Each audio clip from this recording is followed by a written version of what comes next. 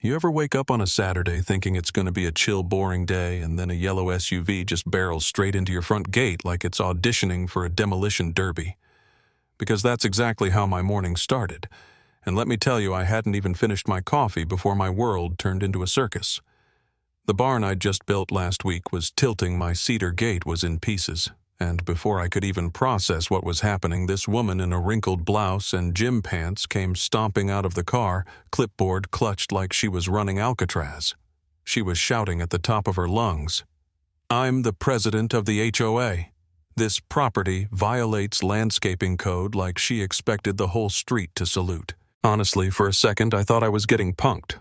Because who actually crashes into your life literally just to hand out a citation about rose bushes? You ever have an HOA come after you like that? If not, buckle up, because this ride gets way wilder than you'd think. Let me back up a sec just to give you the full picture. It was 7:15 that morning, and I was just minding my business at the kitchen table, hoodie on, black joggers, working on some code, savoring that first sip of coffee when I heard the most aggressive honking you can imagine. I checked my Ring camera, and there she was, frizzy hair in all directions, gym clothes from some forgotten decade already waving her arms and shrieking at a pitch that would make a car alarm jealous. The yellow SUV was blocking half my driveway, subtle as a marching band in a library. She's pounding on my door, yelling, "Cole Peterson, I know you're home. Open up right now." My first reaction was just confusion. But the bitterness in my coffee hit me at the same time as a memory. My neighbor Harrison's warning about the so-called self-appointed HOA president who liked to make trouble. Guess what? That wasn't an exaggeration. Now I'd seen all kinds of entitled folks, but this woman was working a whole new angle. Her energy was pure rage mixed with something desperate, like she needed to prove she was in charge or she'd melt down right there. And every instinct told me that opening that door would be like waving a steak at a hungry lion. So I hit the intercom instead, keeping it professional. "Good morning. Can I help you?" "Do you have an appointment, or is this an emergency?" That just set her off more. "I don't need an appointment. I'm Lindsay Geller, the HOA president, and I have the legal right to inspect your property for violations," she said. Legal right.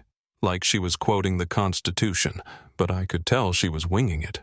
I said, "Look, I haven't had any notice about an inspection, and I'd like to know exactly what this is about." She scrambled for a second, eyes darting, then blurted, "Your rose bush. You planted that without approval. It's a violation." The rose bush in question. It was barely 3 feet tall, had been there since before I moved in, and was honestly the nicest thing in my front yard. But Lindsay was pacing like a caged animal, now voice going up an octave. "I'm the documentation. When I say it's a violation, that means it's a violation."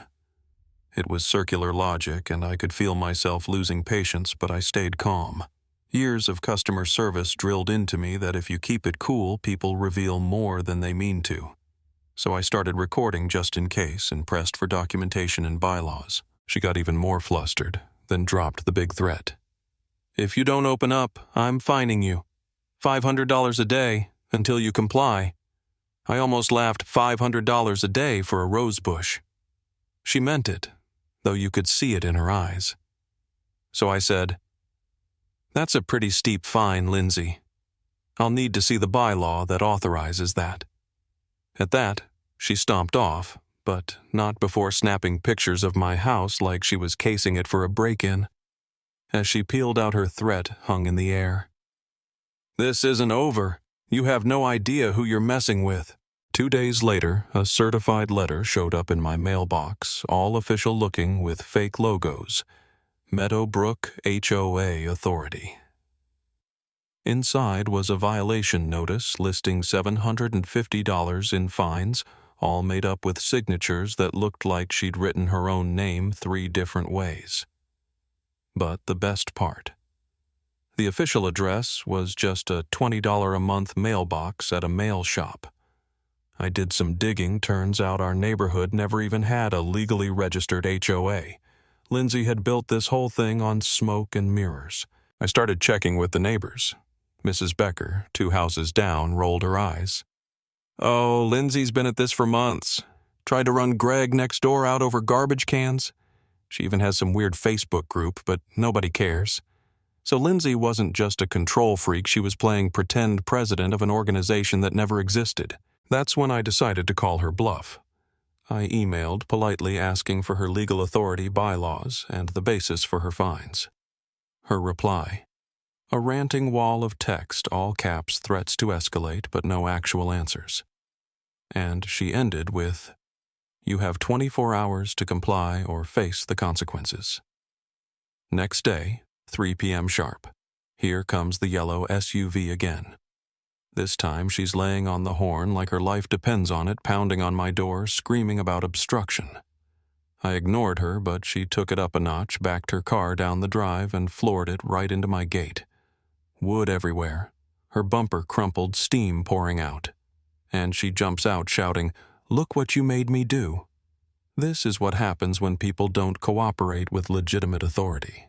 Yeah, you can't make this stuff up.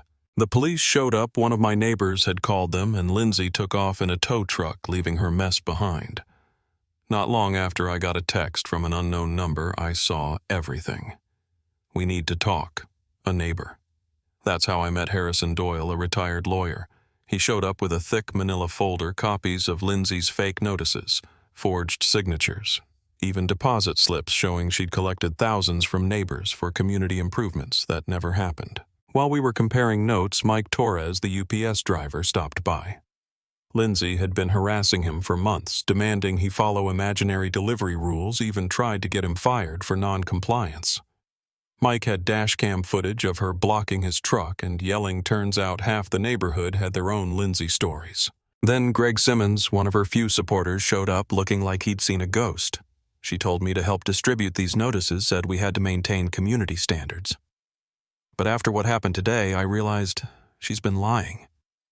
She made me forge signatures to make it look like we'd formed an HOA. Greg was racked with guilt, but turned over text messages showing Lindsay's entire operation was a fraud. Harrison just shook his head. This is conspiracy to commit fraud. Mrs. Becker popped by, 2 plates of cookies in hand, and a USB drive full of security camera footage. Turns out she'd been recording Lindsay's inspections for weeks, even caught her rehearsing speeches in the driveway. So by now we had a mountain of evidence, forged documents, fake fines, neighbors out thousands, and a pattern of escalating harassment. The next day, Deputy Ross Parker arrived to take statements. Lindsay, in a rented car, tried one last time to play the authority card. This man is obstructing an official investigation. But when Parker saw the evidence, especially the county records showing no HOA ever existed, he stopped her cold. Even Greg came forward right in front of Lindsay, admitting to the forged signatures. Lindsay lost it screaming at him, but the deputy had seen enough. Suddenly, a municipal code inspector pulled into my driveway, except he was just some kid in a khaki shirt, no credentials, reading from a script. Parker called his bluff, and the fake inspector hightailed it, only to be replaced by the real city inspector summoned by Harrison, who shut the whole thing down on the spot. Lindsay tried to deny everything, but the evidence was overwhelming. She started ranting about conspiracies and being framed, but everyone could see the jig was up. That night, as I'm trying to process this whole saga, Henry Geller, Lindsay's husband, comes over. He's exhausted, apologizes for everything, and admits Lindsay has been collecting fake HOA fees for months, funneling them to her personal shopping and spa days. "I can't protect her anymore," he says, "and I'll testify if you need me to." The final act was almost cinematic.